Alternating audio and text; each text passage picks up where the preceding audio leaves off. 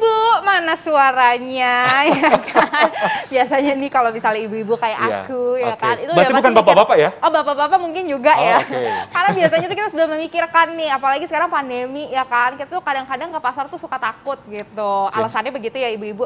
Jadi langsung lah kita itu nyetok yang namanya frozen food. Oh gitu dok? Betul. Hal yang simple ya? Simpel-simpel aja gitu kan, karena waktu kita kan banyak ya dipakai buat ngepel, buat apa, buat jemur gitu. Nah ternyata bukan hanya saya yang punya kebiasaan seperti itu, masyarakat pun juga. Ya. Tapi sebenarnya itu sehat atau enggak sih? Bener banget. Dan apalagi di masa pandemi sekarang, banyak orang yang work from home menyetok semua frozen food di rumah. Setuju nggak? Sebagai pengalaman pribadi dokter gimana? Betul, makanya karena pandemi itu jadinya seperti itu. Makanya kita itu sudah menghadirkan narasumber kita. Iya, ya kan? Selamat siang Dokter Feni. Spesialis gizi klinik, halo Dokter Feni. Apa kabar dok? Sehat. Banyak frozen food di rumah? Oh, itu pertanyaannya bagus ya, kalau banyak di rumah berarti sehat. Nah, dok, ini tuh banyak fakta atau mitos yang beredar juga di masyarakat nih dok. Katanya nih dok, yang namanya frozen food ini, gimana dokter Eklas? Nah, bisa menurunkan daya tahan tubuh kalau dikonsumsi dalam jumlah yang banyak. Apalagi sekarang lagi pandemi nih dok. Ya benar, fakta atau mitos dok? Nah, itu sebenarnya mitos, dok. Nah, tetapi ada tetapinya. Nah, jadi sebenarnya frozen food yang sekarang banyak beredar di pasaran yang si masyarakat sering banget beli, itu adalah makanan yang sudah diolah, kemudian dibekukan. Nah, biasanya seperti itu memang tinggi gula dan garam, tinggi lemak jenuh. Nah, memang kalau tinggi gula, kalau kita konsumsinya terlalu berlebihan, nah itulah yang bisa menekan si sistem kekebalan tubuh. Gitu. Tapi kalau makanan segar yang dibekukan, yang kadang kita suka beli tuh makanan segar. Seperti apa, dok? Contoh misalnya kayak ikan atau ayam yang memang ditaruh. Mungkin ada yang. Ini sebenarnya tidak ada.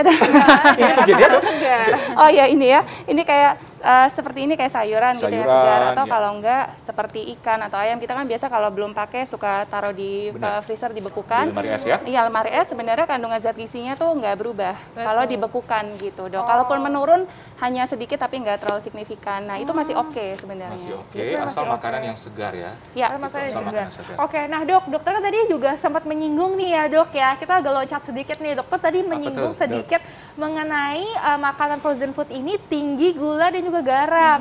Jadi benar ya dok ya, fakta atau mitos bahwa frozen food ini sebenarnya makanan yang tinggi garam dan juga tinggi lemak. Ini fakta atau mitos dok? Itu fakta dok. Fakta. Jadi terutama yang tinggi lemak dan tinggi garam adalah makanan olahan yang dibekukan. Nah, seperti yang ada di depan sini dok, di depan kita gitu. Jadi karena pengawetnya pun juga pakai garam ya dok ya? Benar banget gitu. Yang makanya rasanya rasanya enak, gurih, dan anak kecil juga pasti biasanya suka gitu. Jadi hati-hati. Makanya kalau kita membeli si frozen food ini, sudah pasti harus membaca label kemasan di belakangnya itu dok.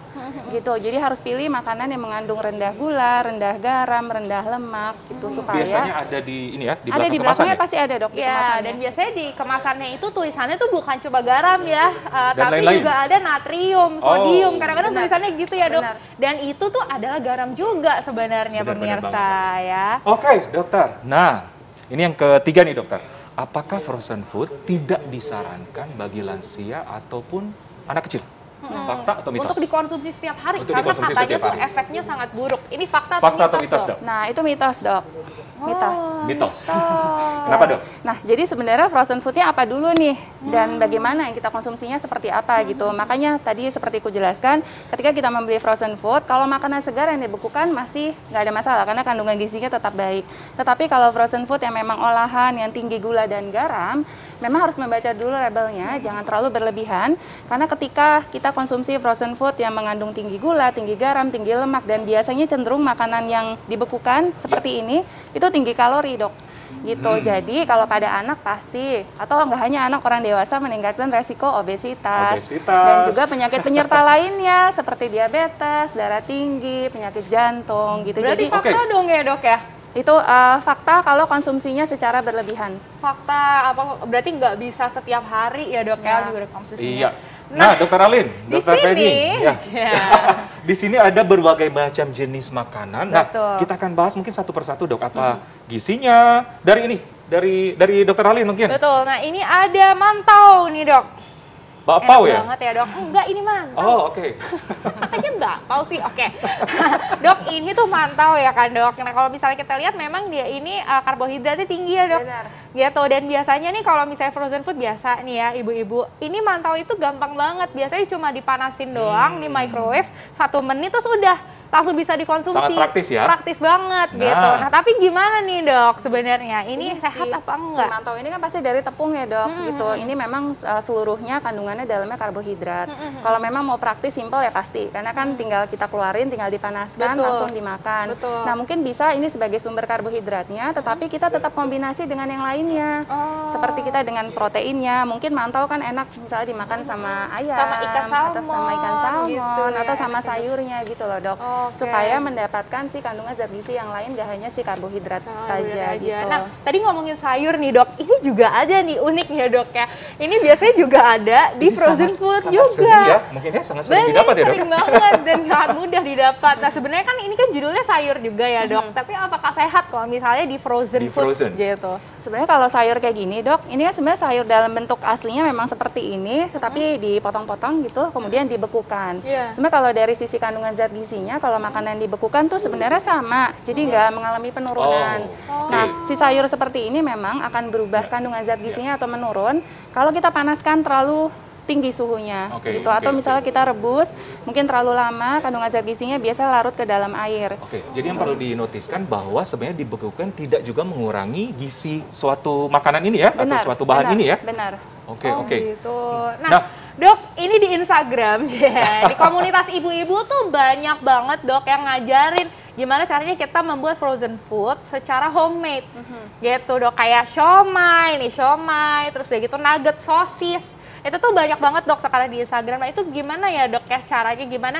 Apakah itu tuh sehat atau apakah ada caranya nih supaya kita membuat frozen food tapi dengan sehat? Gitu. Gimana tuh dok?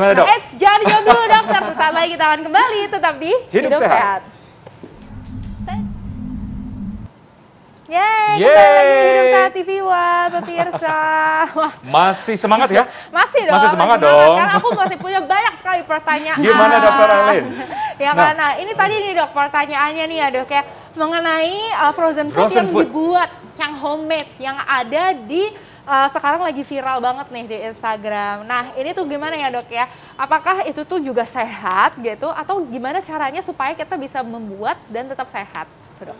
Sebenarnya kalau misalnya homemade tergantung ya, misalnya yang dibuatnya tuh pakai bahannya seperti apa gitu. Tapi kalau misalnya membuat seperti kayak seperti ini nih, makanan seperti ini banyak ya ibu-ibu kayak bikin siomay, kemudian kayak bikin seperti otak-otak gitu. Nah itu boleh-boleh saja, tapi yang pasti memang kalau mau di frozen, sebenarnya harus tahu nih pada suhu berapa untuk menyimpan di dalam kulkasnya. Sebenarnya kalau yang makanan kemasan yang kita langsung beli, sebenarnya kayak di packagingnya itu suka banyak tulisannya harus disimpan pada suhu berapa, itu harus sesuai gitu. Nah biasanya untuk dibekukan tuh harus suhunya di bawah 5 derajat dok. Oh berarti fakta ya dok ya kalau misalnya frozen food itu harus kita perhatikan juga untuk menyimpan pada suhu yang dianjurkan. Jadi berapa fakta tadi? Ya dok ya? Biasanya harus di bawah 5 derajat sih dok, 5 derajat Celcius. Di bawah 5 derajat. Nah sama mungkin jangan terlalu kelamaan ya. Biasa kalau untuk frozen food sendiri mungkin bisa sekitar beberapa bulan, mungkin sekitar 2-3 bulan gitu supaya menjaga kualitasnya, kandungan zat gizinya supaya tetap baik. Wah berarti kita harus budayakan membaca dulu nih. Membaca ya dulu kan? sebelum menyimpan. Betul, bener dong dok? Ya. Oke dokter, mengenai frozen food, apakah kalau misalnya kita masak, apakah mengurangi juga gizinya frozen food ini atau gimana dok? Nah tergantung metode memasaknya dok. Wah, gitu, gimana dok cara memasaknya nih dok supaya nutrisinya tuh tetap terjaga? Karena kan kalau konsumsi frozen food nutrisinya aja sebenarnya udah minim ya dok ya. Nah gimana supaya nutrisi yang udah minim tetap pun kita juga terjaga, dapat gitu.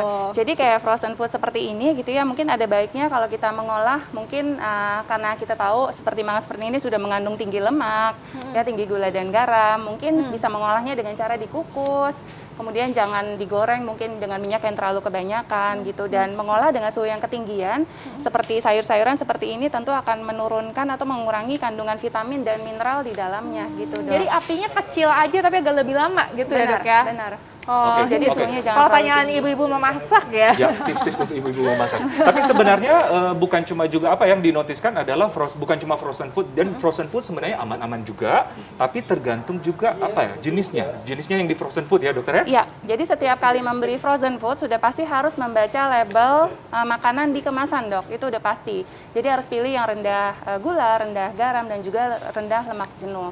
Jadi jangan yang terlalu tinggi, karena kalau tinggi akan meningkatkan resiko darah tinggi, diabetes, obesitas, dok. Nah, itu juga ada fakta atau mitos nih dok. Apakah orang-orang yang dengan penyakit ya kan, dengan penyakit serius penyerta, ya, dok, ya, penyakit penyerta itu tidak boleh mengkonsumsi frozen food nih dok? Itu fakta atau mitos dok? Nah itu mitos dok. Jadi kembali lagi, kalau konsumsinya tidak berlebihan itu tidak ada masalah.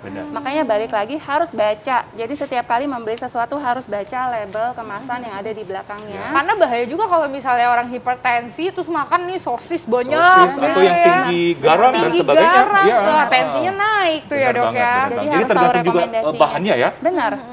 Yang aman memang frozen, kalau dengan penyakit ya penyerta yang aman memang frozen foodnya dari makanan segar kemudian dibekukan, itu yang aman dok. Kalau yang sudah makanan olahan memang cenderung tinggi gula, tinggi garam, tinggi lemak, itu yang berbahaya kalau dikonsumsi kalau ada penyakit gitu.